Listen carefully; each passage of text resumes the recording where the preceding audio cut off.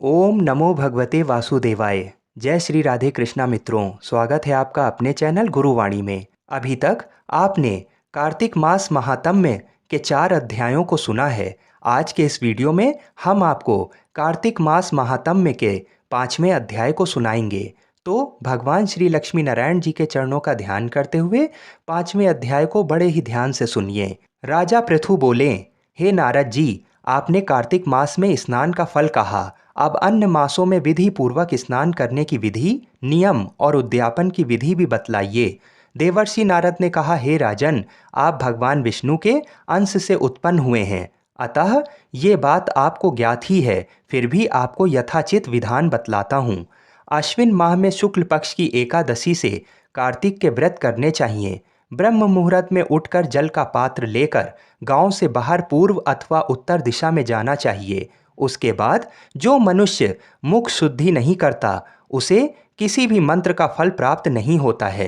अतः दांत और जीभ को पूर्ण रूप से शुद्ध करना चाहिए और निम्नलिखित मंत्र का उच्चारण करते हुए दातुन तोड़नी चाहिए। हे वनस्पतिये, आप मुझे आयु, कीर्ति, तेज, प्रज्ञा, पशु, संपत्ति, महाज्ञान, बुद्धि और विद्या प्रदान करो।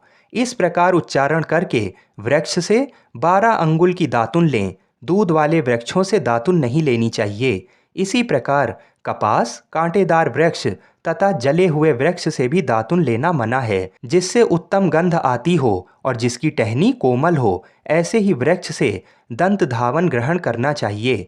प्रतिपदा, अमावस्या, नवमी, छठी, रविवार को चंद्र तथा सूर्य ग्रहण में दातुन नहीं करनी चाहिए। तत्पश्चात भली भांति स्नान करके फूल, माला, चंदन और पान आदि पूजा की सामग्री लेकर प्रसन्न चित्त व भक्ति पूर्वक शिवालय में जाकर सभी देवी देवताओं की अर्ध, आचमनीय आदि वस्तुओं से पृथक पृथक पूजा करके प्रार्थना एवं प्रणाम करना चाहिए। फिर भक्तों के स्वर में स्वर मिलाकर श्री हरि का कीर्तन करना चाहिए। मंदिर में जो गायक भगवान श्री हरि का कीर्तन करने आए हों, उनका माला, चंदन, तांबूल आदि से पूजन करना चाहिए, क्योंकि देवालयों में भगवान विष्णु को अपनी तपस्या, योग और दान द्वारा प्रसन्न करते थे, परंतु कलयुग में भगवत गुणगान को ही भगवान श्री हरि को प्रसन्न करने का एकमात्र साधन माना गया है। नारद जी राजा पृथु से बोले, हे राजन, एक बार मैंने भगवान से पूछा कि हे प्रभु, आप सबसे अधिक कहाँ निवास करते हैं? इसका उत्तर देते हुए भगवान ने कहा, हे नारद, मैं वैकुंठ या योगियों के हृदय में ही निवास नहीं करता हूँ, अपितु जहाँ मेरे भक्त मेरा कीर्तन करते हैं, मैं वहाँ अवश्य निवास करता हूँ। जो मनुष्य चंदन, माला आदि से मेरे भक्तों का पूजन करते हैं, उनसे मेरी ऐसी प्रीत होती है जैसे कि मेरे पूजन से भी नहीं हो सकती। नारद जी ने फिर कहा, शिरीष, धतूरा, गिरजा, चमेली, केसर, कंदार और कटहल के फूलों व चावल से भगवान विष्णु की पूजा नहीं करनी चाहिए। अड़हल, कंद, गिरीश, जूही, मालती और केवड़ा के पुष्पों से भगवान शंकर की पूजा नहीं करनी चाहिए।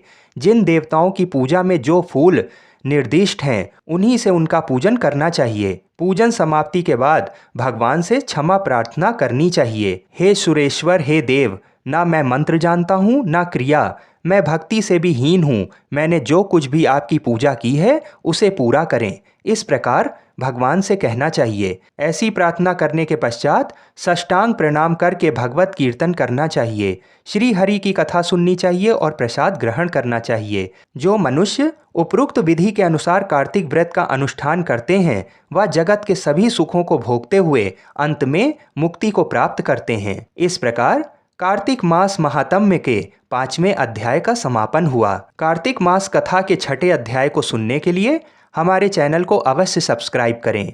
बोलिए श्री लक्ष्मी नारायण भगवान की जय। जय जय श्री राधे।